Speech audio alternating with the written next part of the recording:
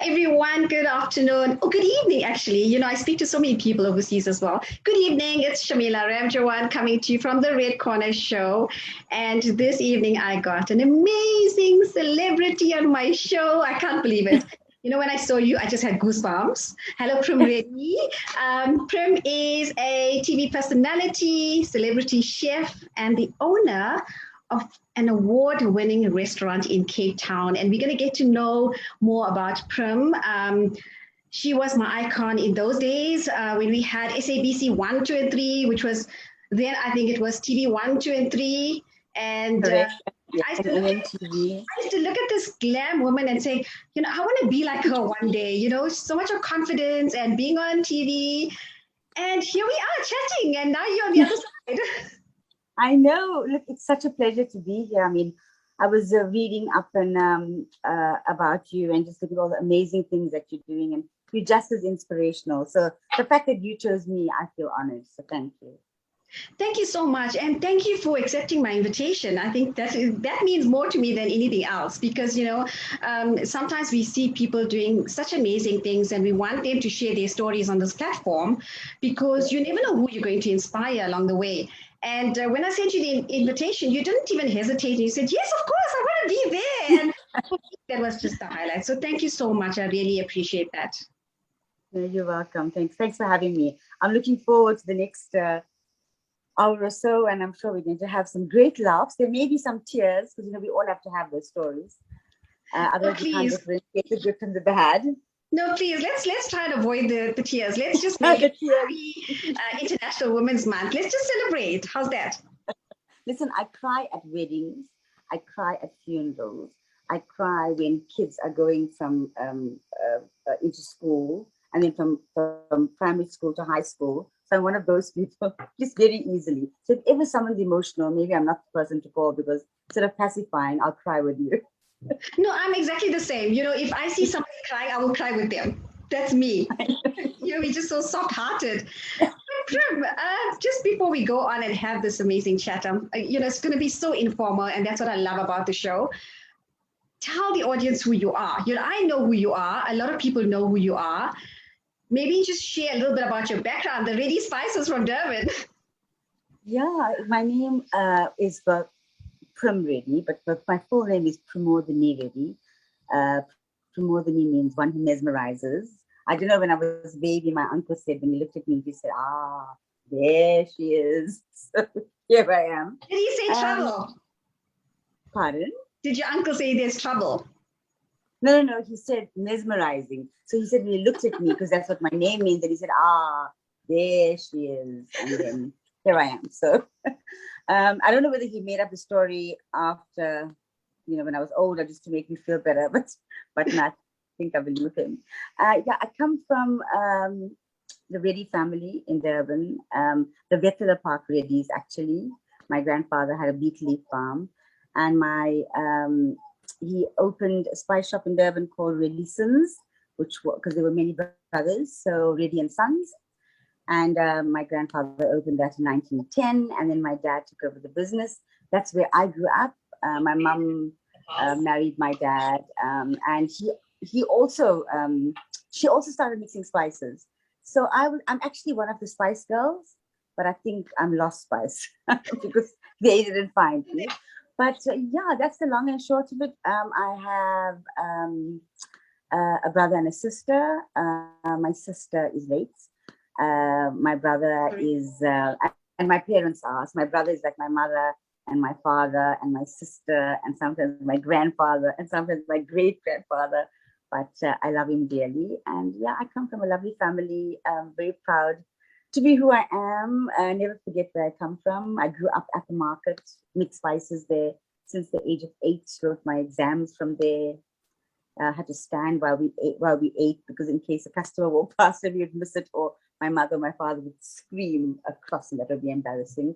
And very much a part of my life. That is so interesting. We must actually talk outside of this because my aunt, my mom's sister, had 3 stores at the market in Durban, veg market. Yes. Oh, the veg market. So we were across the road from the veg market. We were in the spice market. But I went every Saturday morning my dad, well, there's only one brother that's alive now, and he would come and pick us up from, because we'd be working, and take us to the veggie market. But we thought he wanted to buy us ice cream, but he just wanted us to carry the market basket. But anyway, we still enjoyed our time there, and it was just lovely buying all the fresh vegetables and seeing all the old avas, you know, the grannies, and life was just so simple then, so beautiful, and yeah, miss it. You used the word Ava. Are you Telugu? I'm Telugu. Well, actually, you're half Telugu, half Tamil. Actually, half everything. Half of because I'm Telugu. I married a Hindi guy. Okay. Yeah, so I'm Telugu as well. Wow. Oh. Amazing. So I just recognized the word Ava, you know. Guys, if you're watching and you're wondering what's Ava, Ava is granny in Telugu. Yeah, and Aya is granny in Tamil. Yes. Prim, you moved to Cape Town, I think 14, 15 years now. Your family's still in Durban. Pardon? Your mom and your family is still in Durban, but you moved. No, so my mom passed on 3 years ago, and my dad in 1998. I'm sorry. But I mean, oh, thank you. I know. They're probably around here just checking the things. Always. Absolutely.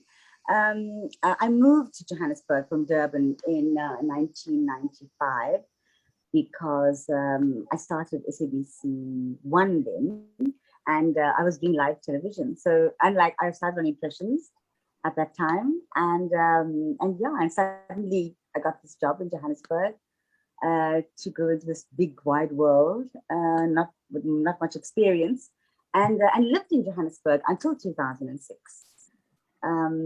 So I miss Durban. I was there for the food fusion experience now, and when you go back home, there's a simplicity, something that happens where people kind of see you for who you are, and you can eat a puri and pata with your hands on the side of the road, and go into the spice shops and buy all these lovely things, and which you don't really get here. And then I saw pata there. I was so excited. Because that's the new vegan buzzword now. It's the yam, spiced yam leaves, which we've been eating for years and years and years, and it's lovely in a salad, and it's lovely like when you make fish curry or just in a plain chutney or in a sandwich. Or I love food. That's why I've cut here. You can't see whatever's happening at the bottom. Well, I can see the passion about food, but we're going to get talking about that just now. Before we get to that, you have a little prince. Please share some of that. He is so adorable. Thank you. He's a special boy. He's 12 now. He was. I had him when I was quite much older. But I knew who he was going to be. Before I had him, when I lived in Johannesburg, I dreamt that there was a little boy with this big hair who was kind of running, like the other thing they do, like sideways with their feet. And he says, Mom, where are you? I'm waiting for you. And I said, darling, hang on. You're going to come just now. And then I had him. And it was the most beautiful pregnancy. I sang to him, and I held my tummy, and we had this amazing relationship, him and I. And the day that I had him, I got up in the morning and I put on makeup and I did my hair. And I said, because when he comes out and when he looks at me, he must just say, wow, that's my mom. Look, he did smile quite quickly, so I was quite chuffed. But he's a special boy. He spoke early. He's very he's a kind boy. He's a strong boy. He's opinionated. He's sharp. He knows how to argue. And I remember something very clearly. He spoke very early. So I could have a conversation with him.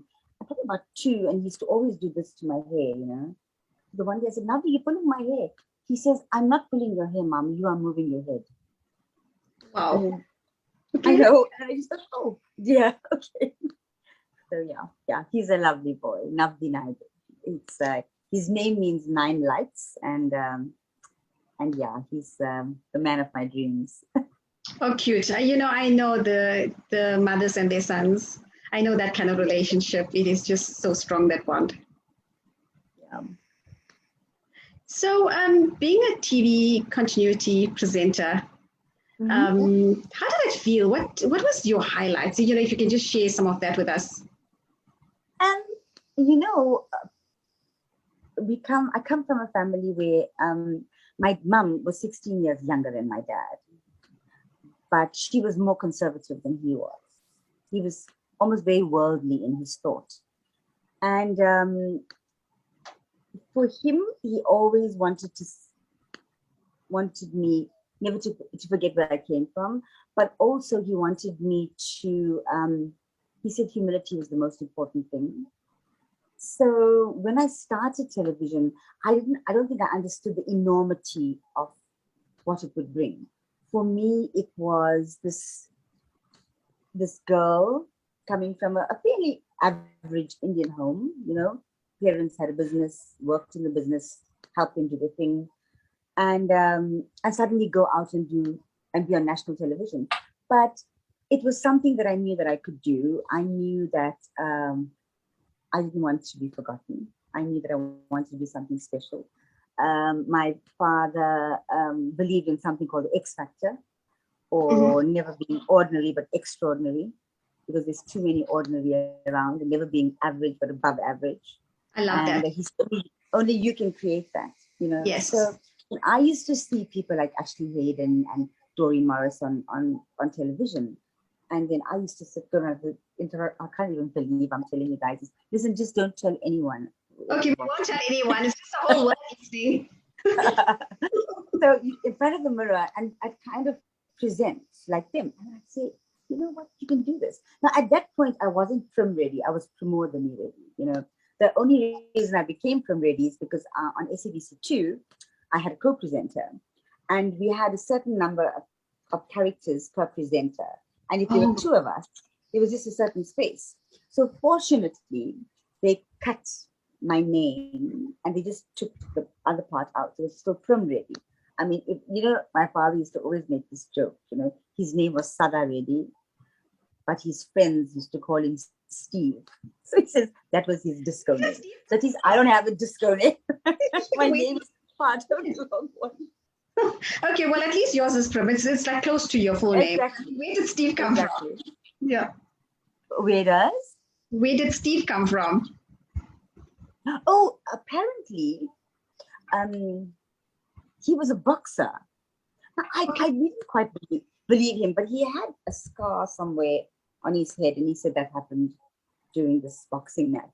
And I suppose, in my mind, I couldn't imagine him, because when I think of a boxer, I thought of Muhammad Ali. Yes. And I just think my father, he had he was balding, and he, had a little bit of a tummy, and I just thought, there's no way. He said, no, I'm serious. He was asked people. That's who I was. So yeah. So I mean, the thing is, he taught. He wanted us to think bigger, and he said every parent wants their children to be better than who they are, than their parents are, because that's what progress is. But he also said the television was a very pressurizing environment, and that I needed to make a mark, but I should be the same person in front of the camera that I should be off the camera. I'm proud to say that I am. Yes, you are, definitely, most definitely. It's just being authentic, and that's what you are. Yeah, you have to be, because the one thing that we were taught when I started television is that makeup is the most wonderful thing in the whole world, because you just put some on and anybody looks fabulous. But the truth is, after a while, people don't look at what's here. They want to see what's here. Yes. And I think that's the most important thing. And if there's anything that I wish that I would leave in the world is for people to feel me here, and to know that I never changed here, and to judge the intention and never the action, because I don't think anybody in the world wants to do anything wrong. Everyone wants to add value and wants to be happy. And I think those are all the things that were important for me to be able to consider. So they're very much, the heart the heart was like the most important thing. So my rankings were very high on SABC, and I was proud of it. But I also knew, because I was the girl next door, so I was touchable. I was shorter than everyone else. I was fatter than everybody else. I laughed louder than everybody else. I think I made some mistakes on air. But the beauty of live television is that it's not about people laughing at you. People should laugh with you. And because we are all human and we all that if you can make a mistake and if you can laugh at it, then that's fantastic. So yeah, it was going. I mean, it was magazine covers. There were billboards. I mean, I walked into the SABC and I saw this person on this huge poster in the foyer at SABC, and I thought, oh, it's so familiar, not realizing, but it's me. It was me. I was there, you know. And starting off was crazy, because I mean, I had a car, thank you to my darling brother, and I had a duvet and a pillow and That's the most important thing that one could have, right? Yes, Having your own pillow. Duvet, pillow, lampshade. I had a pot of artificial flowers because I wasn't sure if there was water in Johannesburg. And then my mum, like the true Indian mother, she gave me a box of detergents to clean. Okay, that's important, yes. Yes. And then my father, like the true Indian father, who thinks that the sun shines out of everywhere, he just gave me a box of spices, and he gave me one piece of advice. He said, darling, every night on the side of your bed, because we come from a spice family, right? He says, don't worry about security and all of that. He says, just put some chili powder and some water, put it on the side of the bed, and if anything happens, he says, just take it and just throw it in their eyes, and then you can run and you'll be fine. I said, Pa, thank you so much. So I've never ever had to use that, but the spices most definitely, because cooking home food in Johannesburg when I was away from home was very important. I can see you love cooking. We're going to get to that as well. But I just want to know the major shift, you know, coming from being in retail and then being your own boss. How did that happen? So when I left Johannesburg at the height of my career, I'd been on air for a long time, and you know, Cape Town was new, and I think sometimes I suppose being in media for so long, you know, you feel owned, or people see everything, and sometimes you just want to kind of be nothing and a nobody and invisible. And so I came to Cape Town, and then I went into retail, and I went into human resources. So I met a lovely lady who's the head of human capital at the Vashini Group, Shani Naidu. And I joined their human resource department as a human resource manager, and I loved it. The Vashini Group was unique, culture's unique. She's a visionary. So she created this whole, it was like a human resource movie. Every single element was being covered, and it was such an interesting environment to work in. And one morning I opened my email, and I saw the saying, and it said, if you don't live your dreams, if you don't follow your dreams, someone's going to pay you to follow theirs. Yes. And then I thought, okay. And then I resigned, and I needed to regroup. And Navdi was born then, and also it was nice to spend some time with him. And then, and then went to the Indian chapter for dinner, and they said it was for sale. Not the Indian chapter, that was for passage to India, and it was going to close down. And then I thought, can I do this? Can I do this? Made the owner an offer, and then he said yes. And I thought, what am I doing? You know. And then I went in, and I realized it was a very different thing, because I do have a postgrad, but I never really had any time to, I mean, besides in corporate, to use it from a human resource perspective. But to kind of open your own business, it's like you're the CEO, because you're the marketing director, you're the financial director, you're the human resource director, you know, you're the head of strategy, head of product Everything, relations, yes. and everything, you know. So that scared me, and there was no one to kind of show me the ropes in the restaurant. So I went in and I made a deal with the staff, and I said, "Can we exchange skills? Can you teach me, and I will teach you?" And my staff taught me the system. They knew who we ordered from. They knew what we ordered. They knew the ingredients we needed. And I think for the first year, that's what I did. I worked with them. And as I started to learn, then I could kind of put my own stamp on things. And then from Passage to India, it became the Indian chapter, which meant it was just like another chapter in my life. Grateful for the experience. COVID wasn't the best thing for us. And the restaurant closed. And Oh no, I'm sorry. it did. And then we managed to reopen. So I'm the creator of the Indian chapter, but the Indian chapter lives, and there's a beautiful story around it. And our food is about love and about soul and about touching hearts. And pre-COVID, everybody used to get a kiss and a hug at Indian chapter from me, and I got it every table every night. And you know, food is it's spiritual. You know, food is not about sustenance. Otherwise, we all just have like 2 pieces of bread with a ball of cheese in the middle that we smash together and we eat. Yes. But you can create the most. I always believe in creating the perfect bite, and that's what I think we managed to do at Indian chapter. So it comes in, it touches your heart and touches your soul, and then, as my granny would say, "Did you eat stomach full, ma?"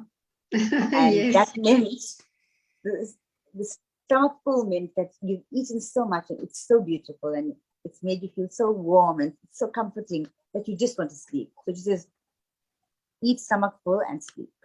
So Yes. that's what it meant. It meant for her. So for me, Indian chapter is very much about that. And we're not a fine dining restaurant. If anything, when the fine comes from here, that's where it's fine dining, where everything must be perfect, complete experience from the heart, and cooking with love. That's where the fine comes in for me. I was actually just going to say that it's all about the love that you put into that.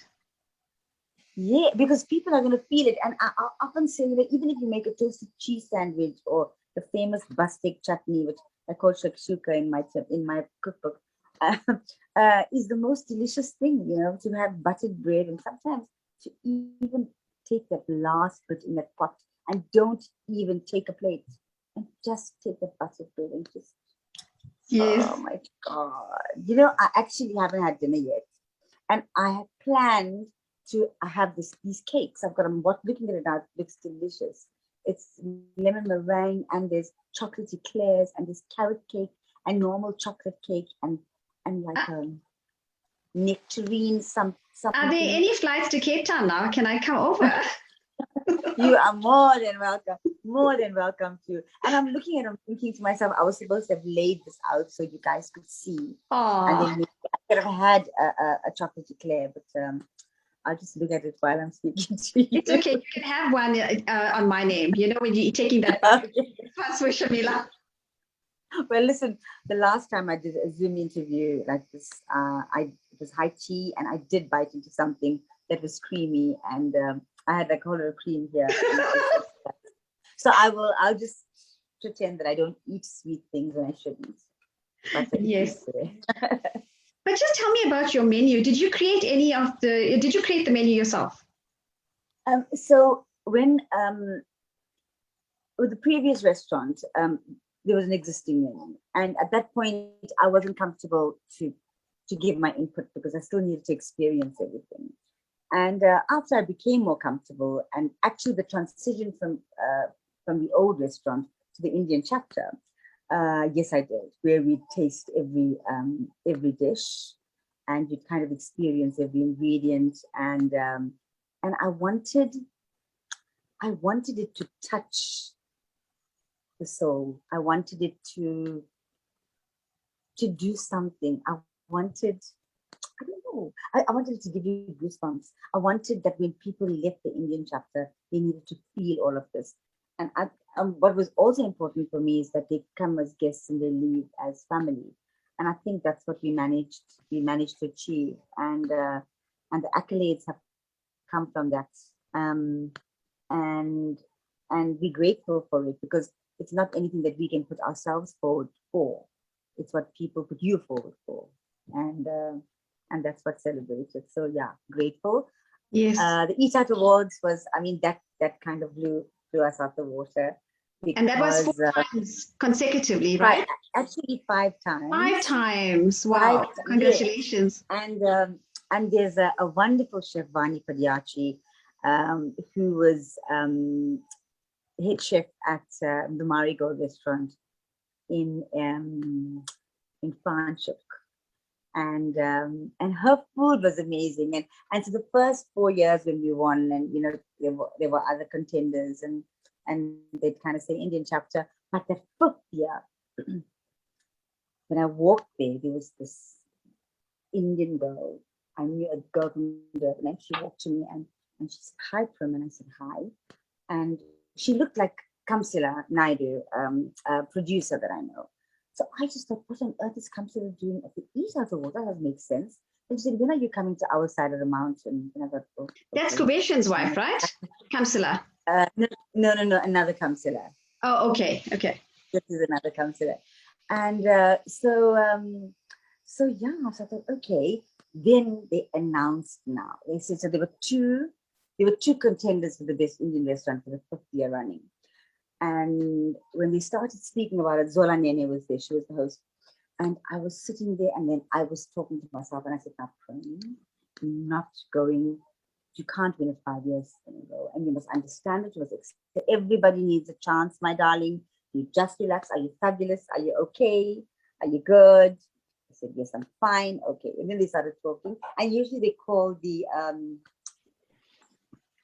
there's the most recommended restaurant and then the best restaurant. Mm-hmm. So when they were speaking about the most recommended restaurant, they said something that I do. They said, and she goes to the tables when she's working. And then I stood up to walk to go and get the most recommended award. And then they said Marigold. And then I didn't know whether to laugh or whether to cry, or I just know that I had a G&T in my hand, and I just thought, okay, I need to just calm the celebrate nerves. it. Yes. And it was wonderful. But the whole Eat Out Foodie community is a special community, and I think restaurateurs will never be rich people because ingredients are very expensive, and Yes. they want to create the most beautiful food, and I think, but because that's what food is about. So yeah, Indian chapters touched many hearts, many. What is your what do you think is a favorite dish that you serve? What's popular? In the area that you would get a lot of tourists coming in there as well. So there's a lot of first timers, isn't it? Yeah. So we don't do Durban Indian cuisine. We do food from the subcontinent. So it's like the butter chicken and the vindaloo and the chicken tikka and the chicken, and so it's that food. Although my chef is quite amazing. He's a continental chef too, but he worked in Durban. So he can also make Durban curries, but we don't do it. We focus a lot on the ingredients and on the depth of flavor, and heat isn't an important thing for us. It's about the flavor kind of touching something. And the madras is like fantastic. It's a South Indian dish. I'm not being biased here. It's really, the intensity of flavor is amazing. Tomato, onion base, coconut, black mustard seeds, yum, bird's eye chili, fresh curry leaves, garlic, and our garlic naan. Apparently, it's just the best in the business. So I think we've got many things to boast about. But the madras, definitely. And tandoori chicken is intensely beautiful.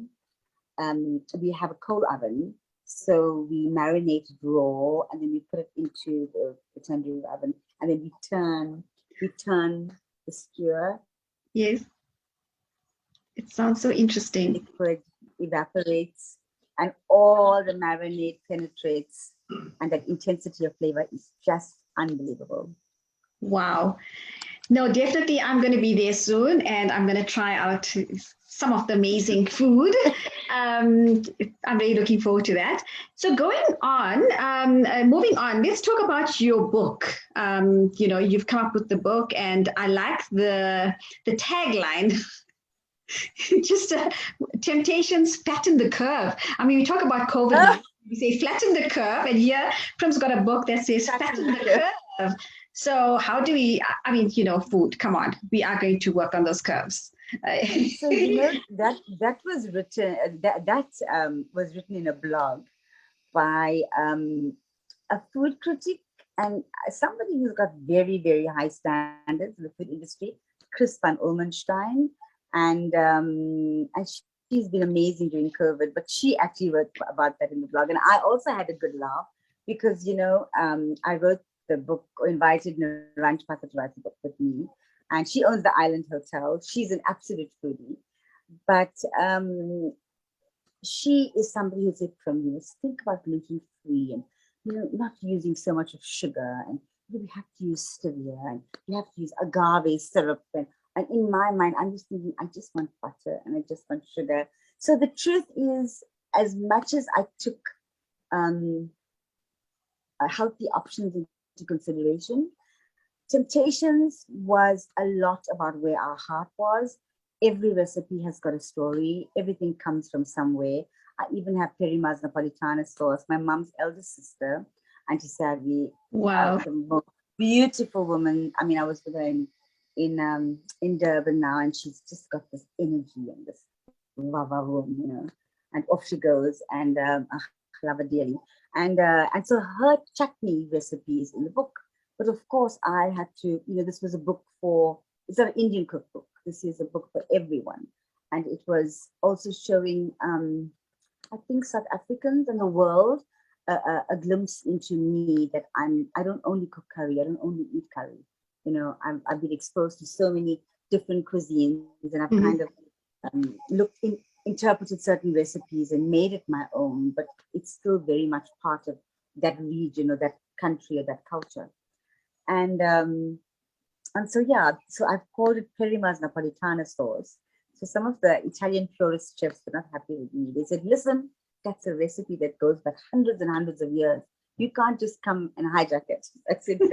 You just need to try it, because our chutney, it has jeera seeds and black mustard seeds, and it's got garlic and got green chili, and she's got the easiest recipe for it. I mean, in fact, on Thursday morning, I surprised my aunt and uncle, and I visited them because we were in Amhlanga and they just up the road in Somerset Park.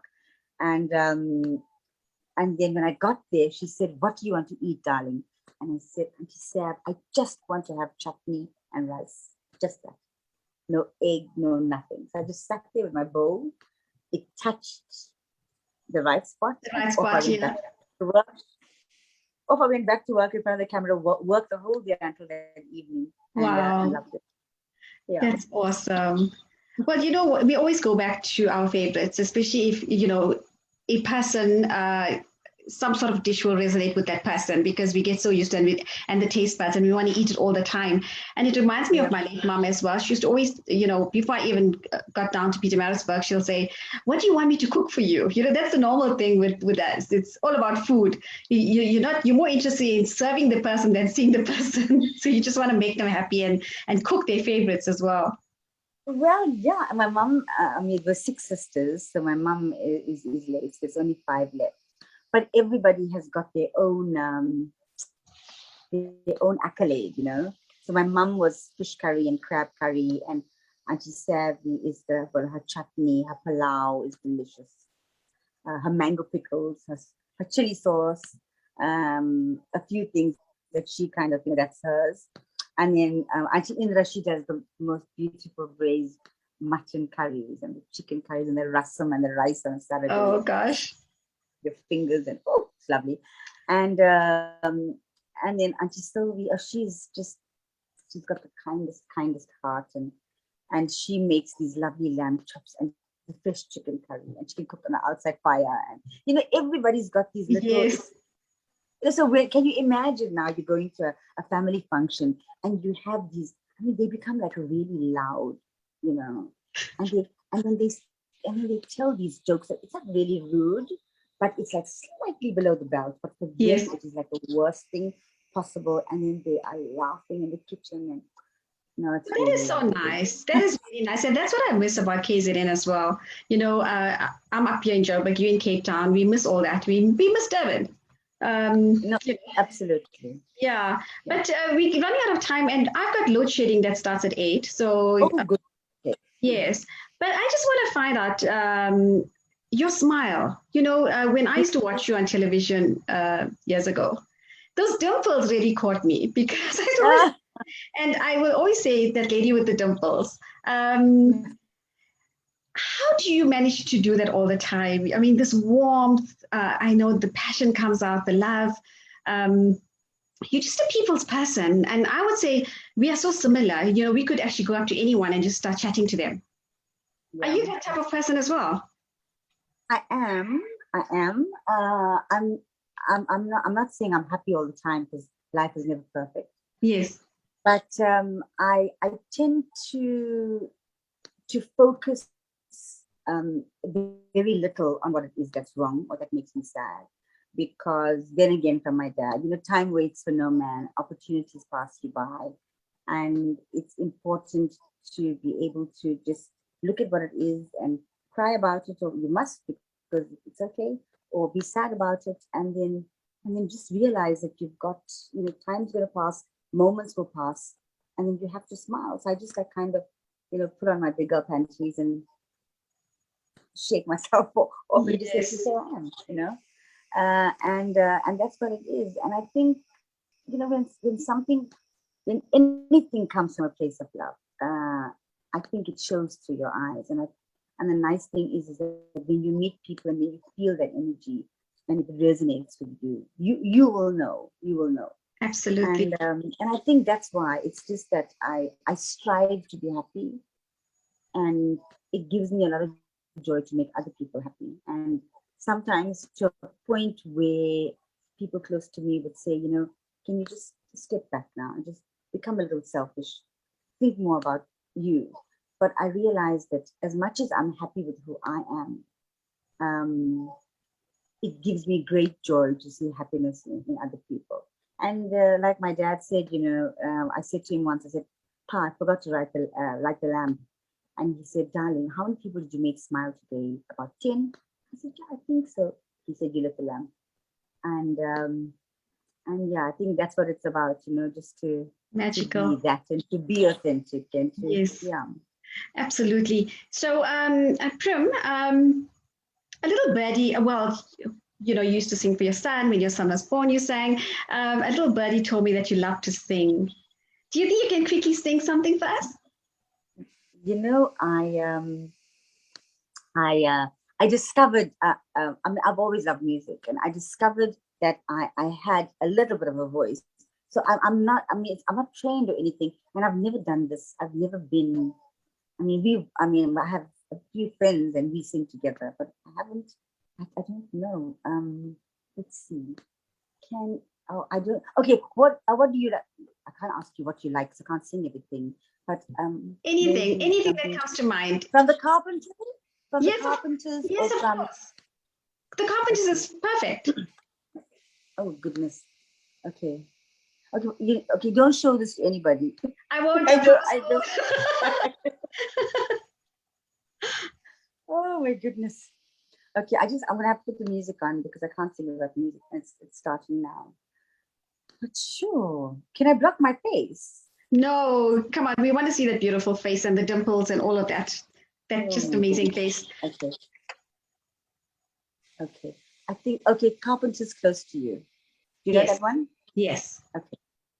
Okay. Sure. Okay. What an awesome interview. This could have gone on. I don't want it to cut off, with load shedding, because I haven't connected on my.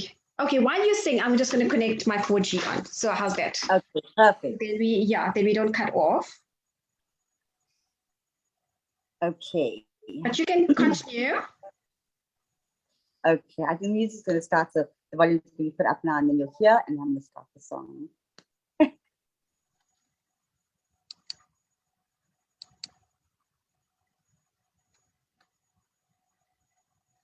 I'm going to, yeah, don't share it, okay? I know you're going to watch it. Okay, it's I'm going to starting. share it.